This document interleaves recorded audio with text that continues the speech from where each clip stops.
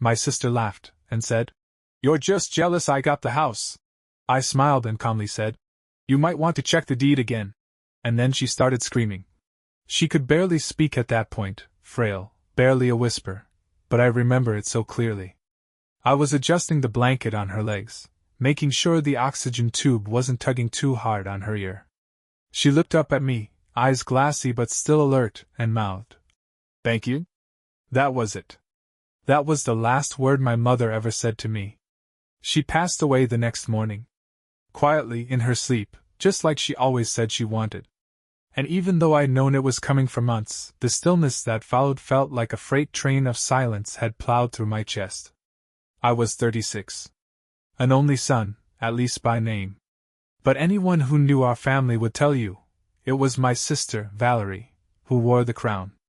Growing up, Valerie was the golden child, the type who could lie, manipulate, even outright steal, and somehow still be praised for her ambition. She had this way of charming people, especially our mother. It was like she was coated in Teflon. Nothing ever stuck to her. And when Mom got sick, when her body started losing the fight, I was the one who stepped in. Not because anyone asked me to, but because it was the right thing to do. I quit my job to go remote. Moved back into the house I grew up in. Took over the bills. Cooked, cleaned, changed bedding, sat beside her through treatments, through fevers, through late-night panic attacks where she forgot what year it was or thought I was her late husband. It was brutal. Beautiful, in moments. But brutal. Valerie? She visited twice. Once, to bring flowers she probably didn't pay for, and once, to argue about how much Mom's engagement ring would be worth if it were resized. So, you can imagine the slow-burning rage I felt when she showed up at the funeral wearing a pearl-white dress, not even kidding, and acted like she just lost her best friend in the whole world. She sobbed. Loudly. Hugged people she hadn't seen in 10 years. Told story after story about how close she and Mom had been. She even pulled our aunt aside to whisper something about Mom's final wishes, which, of course, included her getting the house. The same house she hadn't lived in since college. The same house I had practically rebuilt during Mom's final years. That was the first red flag. But it wasn't the worst. The worst part came a few days later. When I drove by the house to pick up a few things I'd left behind and saw a dumpster in the driveway. I parked across the street stunned. And there she was. Valerie. In yoga pants and designer sunglasses, waving in furniture movers like she was directing a movie. And that's when I knew she thought the house was hers. I didn't get out of the car at first. I just sat there, gripping the steering wheel and staring at my childhood home, now occupied by someone who hadn't even been there to say goodbye to the woman who raised us. A guy with a clipboard walked out the front door. "This is going to be a total transformation," I heard him say. Valerie smiled like she was on HGTV. "Yeah, we're knocking out that whole wall. It's got to go. The kitchen is so outdated." Outdated? Mom picked out that backsplash. Mom cooked every holiday meal on that stovetop. And now she was tearing it all out like it was junk from a thrift store. A lamp I recognized, one Mom used to keep by her reading chair, was sticking out of the dumpster, its shade crumpled and bent. I finally got out of the car. Valerie spotted me immediately, her face lighting up with this full pleasant expression she used to wear whenever she wanted something. "Oh, hey, big brother! You're just in time. What do you think?" "I'm thinking open concept." I didn't answer. I walked past her, into the house. It didn't feel like home anymore. It felt like a showroom. She followed behind me, gesturing like a tour guide. "I've already got painters coming Tuesday, and we're getting that weird old carpet ripped up. I mean, Mom had her quirks, but come on. This place needs a serious facelift." I turned around slowly. "You moved in?" "Of course," she said like it was the most obvious thing in the world. "Mom wanted me to have the house." "No, she didn't." Valerie tilted her head and gave a practiced, wounded look. "She told me she wanted me to be taken care of. You're fine, you've got your job, your apartment, your freedom. I'm starting over. I need this." "You weren't even here," I said. You didn't lift a finger. She laughed, actually laughed. Oh my God, are you seriously jealous right now? That's when she said it. The line that would echo in my head for days. You're just jealous I got the house. I could feel the heat rise in my chest. But I didn't show it. I didn't yell. I didn't storm out. I just looked at her for a long, quiet second. And I smiled. That smile must have confused her, because she gave me a side eye and stepped back a little, suddenly unsure. But I didn't say what I was really thinking, not yet.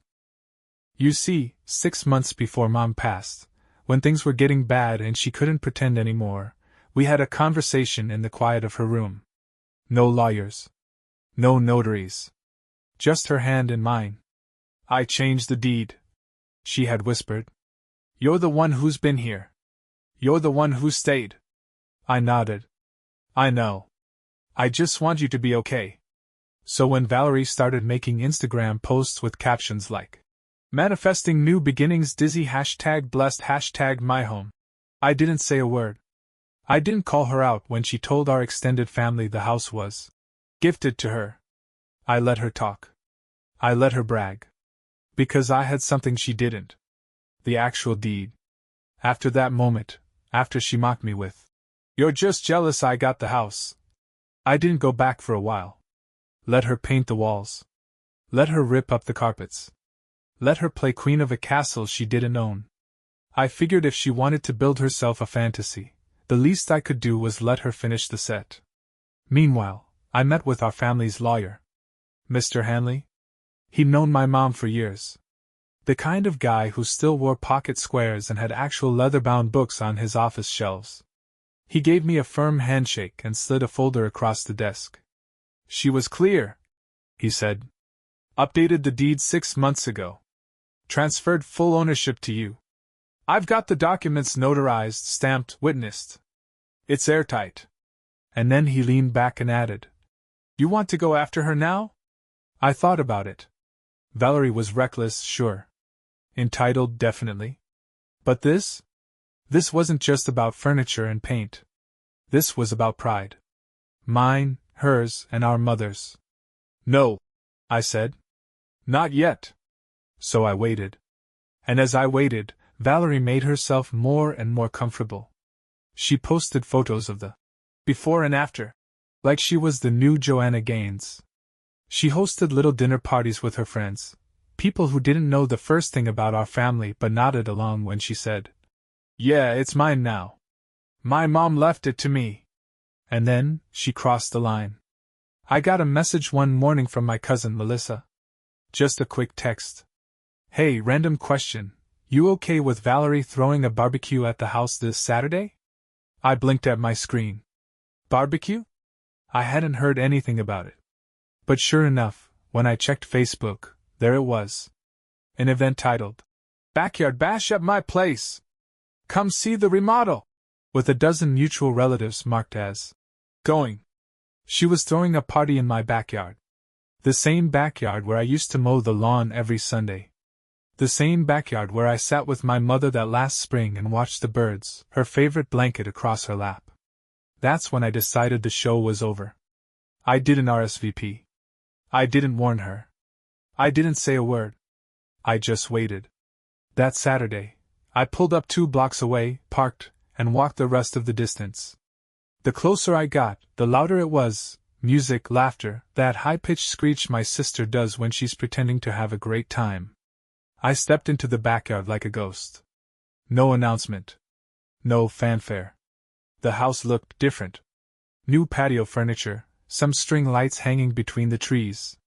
She had installed a bar cart by the fence, and someone was manning a grill like they were filming a lifestyle commercial.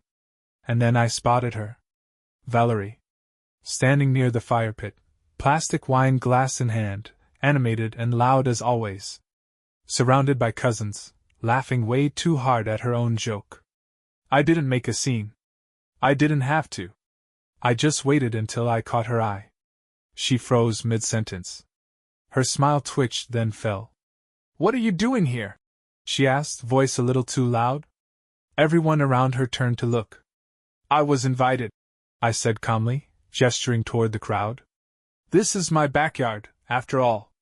She laughed, one of those scoffing, performative laughs she used when she was cornered. You mean was your backyard?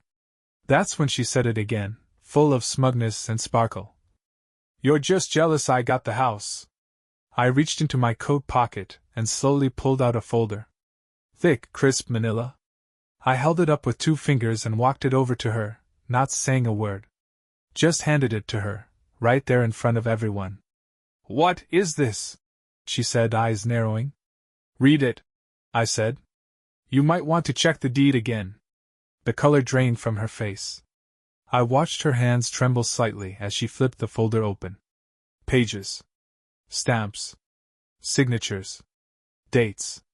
Her mouth opened. Then closed. Then opened again. And then, she screamed. Right there, in the middle of the barbecue. Loud, raw, guttural. A mix of shock and denial, like someone just flipped her world upside down. Cousins and neighbors backed away slowly, unsure what they were witnessing. She shoved the folder back into my chest. No. This is fake. You forged this. Mom said. She changed it. I said, my voice steady. 6 months before she passed. I was with her. I took care of her. You weren't. But this house is mine. Everyone knows it. I've been living here. I nodded. And now you've got 30 days to pack. She stood there shaking, papers in hand, her perfect little wine glass dream shattering in real time. Her voice cracked as she looked around at the guests, desperate for someone, anyone, to back her up. Tell him he can't do this. This is my house, she shrieked. Melissa, our cousin, raised an eyebrow. Valerie, if that deed is legit. It's not. Valerie barked, voice shrill. It's fake. This is just another one of his passive-aggressive guilt trips. He's trying to steal what Mom wanted from me. But no one was buying it anymore. You could feel it in the air, the slow shift in sympathy. Her friends didn't know what to do, looking awkwardly at each other like they just realized they were extras in someone else's drama. And the family? They had seen her parade around like she owned the place for weeks. Seen the Instagram posts. The smug brunch selfies. The captions about, finally getting what I deserve. I didn't say anything else. I didn't need to. The paperwork was real. The silence around her was louder than any argument. And then, like clockwork, she pivoted. From fury, to tears. I can't believe you would do this to me. She sobbed, mascara starting to smear. After everything I've been through. After everything I sacrificed. I'm your sister. I tilted my head. What exactly did you sacrifice, Valerie? Her lip quivered. You always wanted everything. You were always the favorite. That part made me laugh. Really laugh. And not because it was funny, because it was so delusional it actually caught me off guard. I was the one who slept in a chair next to Mom's bed. I said. You were tagging spa locations and pretending your phone was dead. You don't understand. She hissed, dropping the act now that no one was playing along. I need this house. I've already started renovations. I've spent money. Not my problem. Her face twisted. I'll fight this. I shrugged. You can try. She stormed inside, slamming the door behind her like a teenager who just got grounded. Through the window, I watched her fumble with her phone, no doubt calling a lawyer, or someone she thought could magically fix it. But the truth? She was out of time. Out of leverage. And now the clock was ticking. She didn't come back outside. Guests started quietly leaving, one by one. Some mumbled awkward goodbyes, others didn't even bother. Just a slow, embarrassed exodus from Valerie's fantasy backyard party, now reduced to paper plates and silence. I stayed. I stood in the yard for a few more minutes, soaking it in, the trimmed hedges, the chairs she probably bought thinking they'd stay there forever, the faint smell of burgers on the grill. And then I walked to the side gate, unlatched it, and left. No yelling. No gloating. Just a slow walk back to the car, the weight of the moment finally lifting off my chest. The next morning, she started texting. First it was the classic spin. I think we got off on the wrong foot yesterday. Can we talk this through like adults? Mom wouldn't want us fighting. Then came the emotional detour. I don't have anywhere else to go. Do you want me to be homeless? Please, can we work something out? And finally, the threats. If you do this to me, I'll make sure the entire family knows what kind of person you really are. You'll regret this. I didn't respond. Instead, I sent a formal 30-day notice to vacate through my lawyer. Certified mail, email, and a physical copy hand-delivered to the door. No games. No wiggle room. Just business. 3 days later she tried again. This time, with backup. Our Aunt Sharon called me out of the blue, her voice already tight with tension. I heard you're trying to throw Valerie out of the house? I'm not trying to. I said. I'm legally entitled to. She says you blindsided her? That she was promised. Sharon, did you ever see her here when Mom was sick? Once? There was a pause. A heavy, guilty pause. No, she admitted softly. Then don't tell me who deserves what. She didn't call again. I guess even Sharon couldn't argue with that. And Valerie? She started packing, but slowly. Passive-aggressively. I'd stop by once or twice a week, and boxes would appear and disappear. One day she had movers, the next she didn't. It was like she thought if she dragged her heels long enough, I'd give up. But I didn't. Because this wasn't just about walls and windows. This was about finally being seen. I got the call the week before the deadline. Block number. I usually ignore those, but something told me to answer. Hello? There was silence at first. Then a voice, shaky, small, like she was trying to sound composed and failing. It's me. I didn't say anything. I'm willing to talk. About terms. Terms? I said, leaning back in my chair. This isn't a negotiation. But I put everything into this house. She snapped, and there it was, that familiar tone, the cracked glass desperation under the lipstick and crocodile tears. You put everything into someone else's house. I said. Let's not pretend you didn't know. Her voice hardened. I made it better. You made it yours. I replied. And it never was. There was a beat of silence. I could hear the hum of her anger vibrating through the phone. Then she said it. If you don't let me stay, I'm going to contest the deed. Publicly. I'll tell everyone you forged it, that you manipulated Mom when she was sick. You think they'll believe you over me? I actually smiled. Let's find out. She hung up. That was her last play. A bluff, as thin and see-through as her excuses had always been. I knew she didn't have a case. The paperwork was airtight. Witnessed, notarized, and updated when Mom was still lucid, still clear, still watching Valerie from a distance as she flaked, disappeared, and only came back to circle like a vulture. And the best part? I'd saved the voicemail Mom left me. It was dated 2 weeks after she signed the deed over. Her voice was frail, but warm. Hey sweetheart, just wanted you to know I'm so glad we did what we did. It gives me peace. You've always been here. And I know the house will be safe with you. That voicemail? I sent it to Valerie. No words. No explanation. Just the audio. She didn't reply. Not that night. Not the next day. But when I drove by the house 3 days before her eviction deadline, the driveway was empty. Curtains drawn. No car. No music. No Valerie. She was gone. I waited until the day after her move-out deadline before stepping foot inside the house again. It was early. Just after sunrise. The kind of cool, quiet morning my mom used to love. She'd sit by the kitchen window with a cup of tea, the same chipped mug she always used, humming old songs under her breath. I half expected to hear that hum when I pushed open the front door.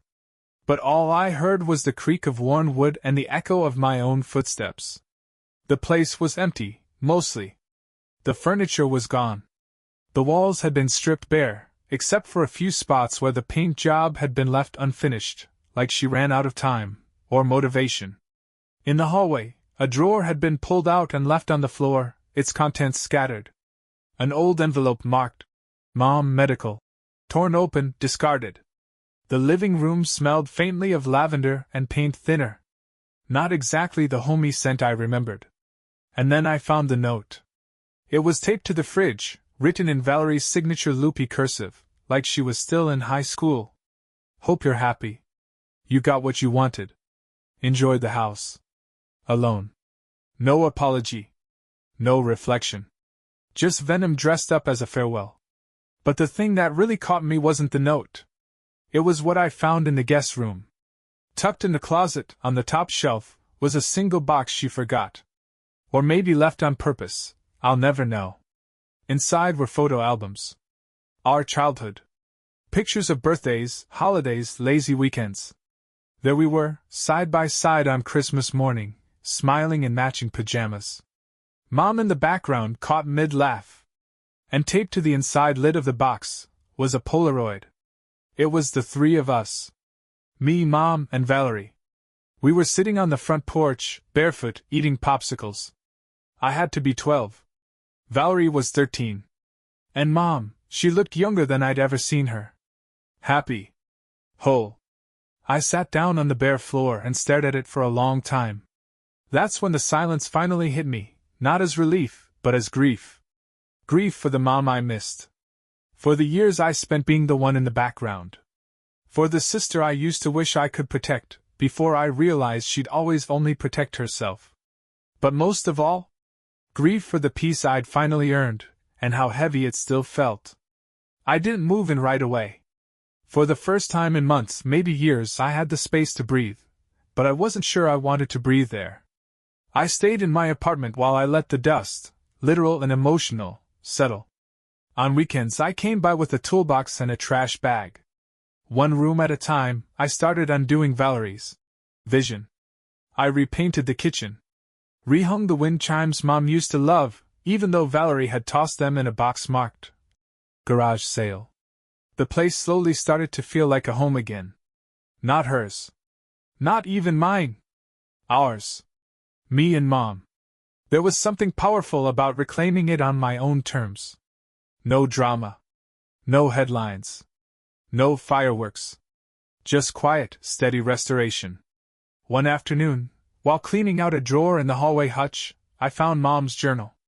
It wasn't a diary, not really, just little notes she'd written to herself.